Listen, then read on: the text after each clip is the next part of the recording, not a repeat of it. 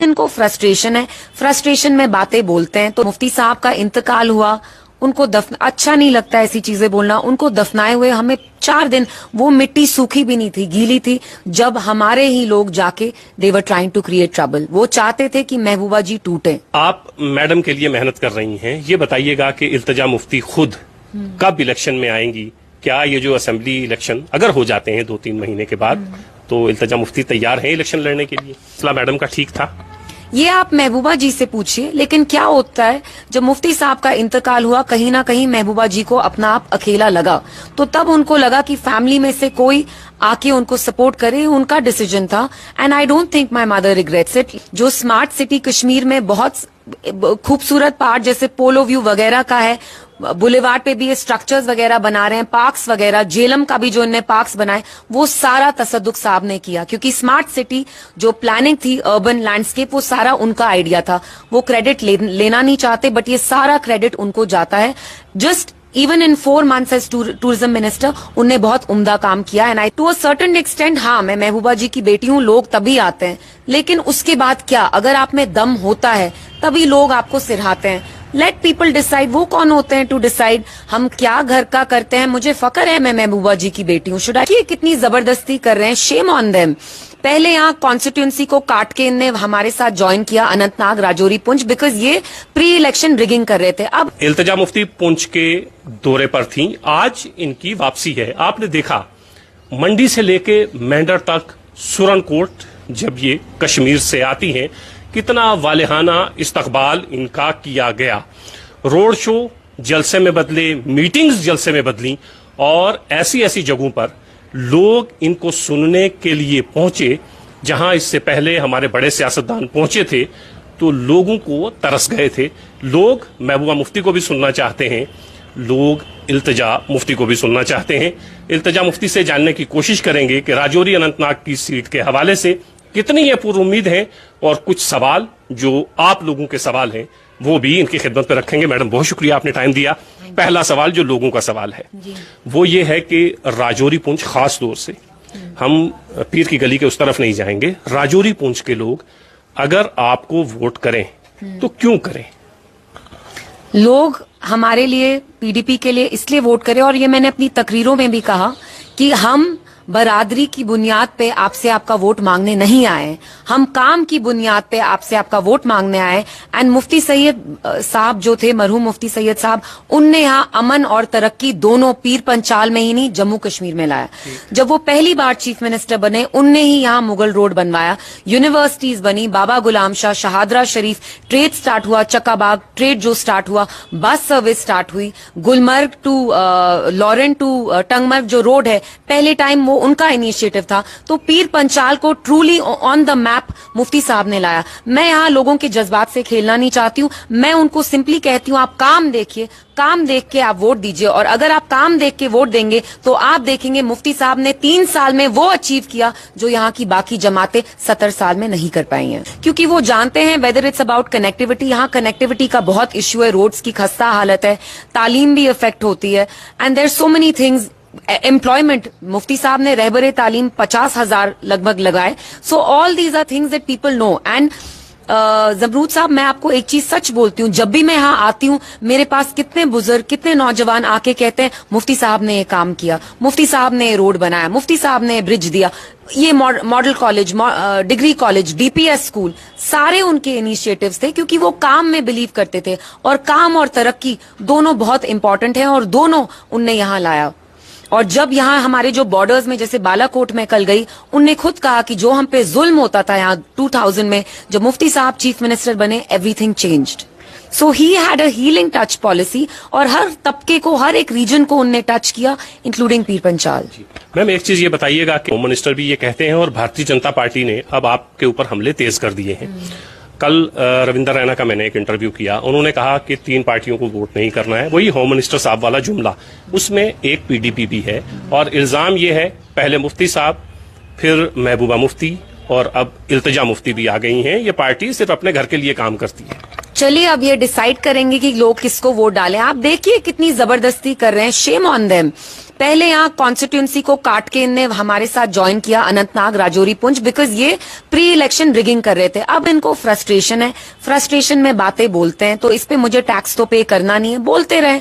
और जमरूद साहब, मैं आपको एक चीज ऑनेस्टली दिल से बताती हूँ, यस लोग मुझे इसलिए भी देखने आते हैं क्योंकि मैं महबूबा जी की बेटी हूँ, थोड़ी क्यूरियोसिटी होती है, लेकिन आगे अगर आप लोग आपको पसंद करते हैं या ना पसंद करते हैं, क्योंकि अगर आप वैसे होते हैं then they decide to a certain extent. हाँ, मैं महबूबा जी की बेटी हूँ, लोग तभी आते हैं, लेकिन उसके बाद क्या, अगर आप में दम होता है तभी लोग आपको सिरहाते हैं। लेट पीपल डिसाइड, वो कौन होते हैं टू डिसाइड हम क्या घर का करते हैं। मुझे फक्र है मैं महबूबा जी की बेटी हूँ, शुड आई बी अशेम्ड कि मैं मुफ्ती साहब, मरहूम मुफ्ती साहब की पोती हूँ।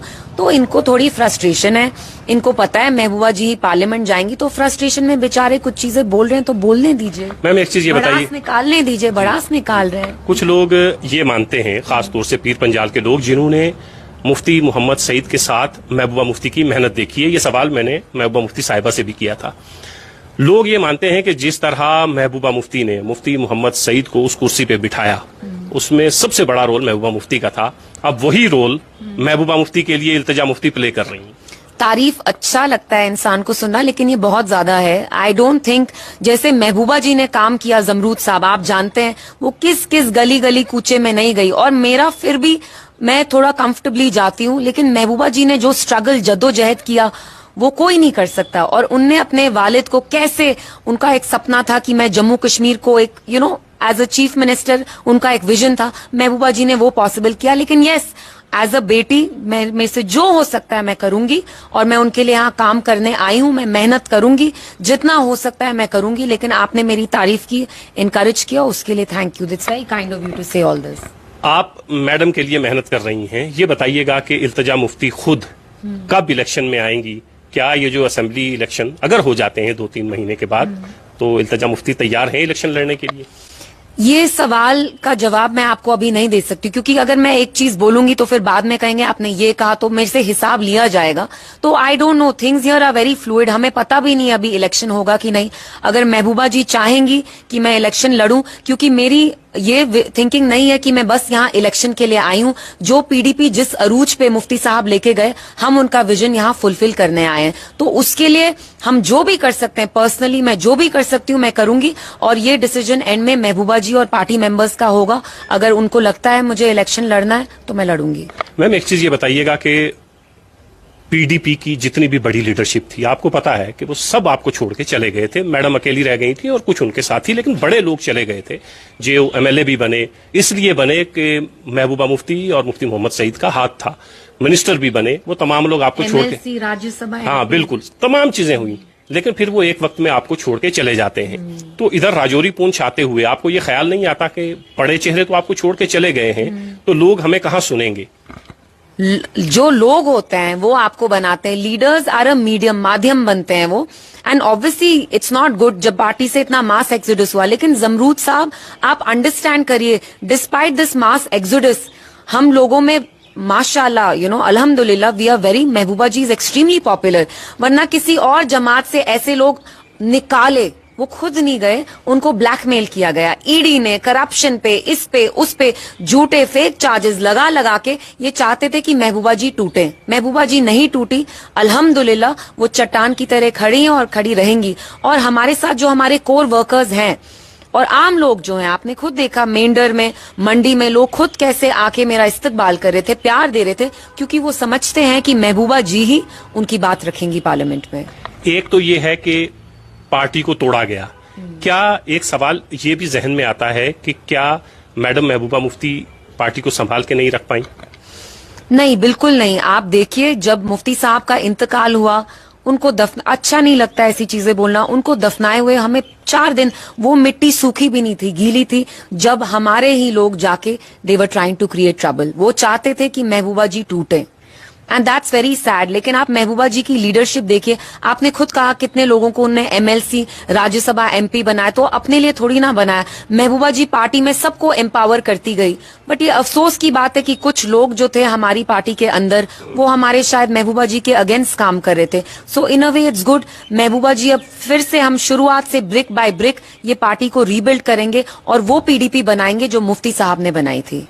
मैडम, एक चीज ये बताइएगा कि आपके मामू तसद्दुक मुफ्ती, मुंबई से उनको लाया जाता है, एमएलसी बनाया जाता है और फिर कैबिनेट में जगह दी जाती है। उस वक्त भी नाराजगी का इजहार किया गया, लेकिन इस वक्त कैंपेन में वो कहीं नजर नहीं आते हैं। मैडम है और इल्तिजा मुफ्ती हैं। जी, क्योंकि क्या हुआ उसके बाद सरकार गिर गई एंड वो डिसीजन मेरी मदर का था उनको इंडक्ट करने का। But having said that, Jamrud साहब आपको शायद पता नहीं, जो स्मार्ट सिटी कश्मीर में बहुत खूबसूरत पार्ट जैसे पोलो व्यू वगैरह का है, बुलेवार्ड पे भी ये स्ट्रक्चर्स वगैरह बना रहे हैं, पार्क्स वगैरह, जेलम का भी जो इन्होंने पार्क्स बनाए, वो सारा तसद्दुक साहब ने किया। क्योंकि स्मार्ट सिटी जो प्लानिंग थी, अर्बन लैंडस्केप, वो